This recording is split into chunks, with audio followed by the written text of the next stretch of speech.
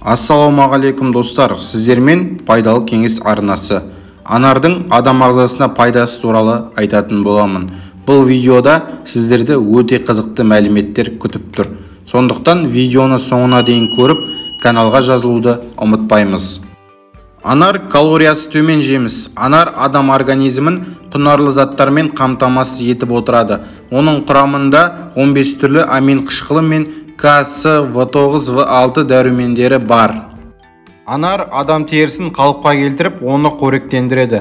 Оған қоса коллаген мен эластиннің синтезделуіне мүмкіндік туғызады. Бұл процесс әжім қыртыстарының жазылуына көмектеседі. Жеміс шырыны мен қабығы медицинада асқазан жұмысы бұзылғанда, ал кептірілген бұтақтары ішек құртына қарсы дәрі ретінде қолданылады.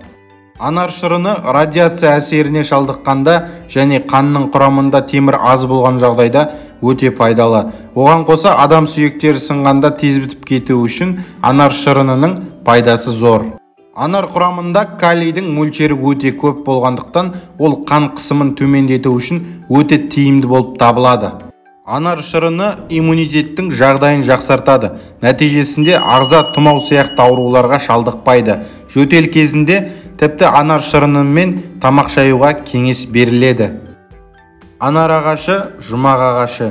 Ибн Аббастың жеткізуінше, біздің пайғамбар оған Алланың сәлемі мен игілігі болсын, анар дәндерін біртіндеп жейтін.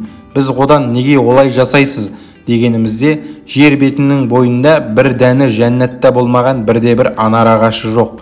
Мен осы дәндердің бірі жәннаттық деп үміттенемін деп жауап берді.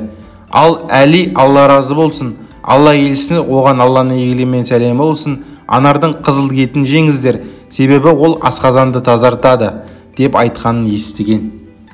Құрметті достар, ауырып ем іздегенше ауырмайтын жол іздейік. Видеоның соңында лайк басып каналға жазылуды ұмытпаймыз.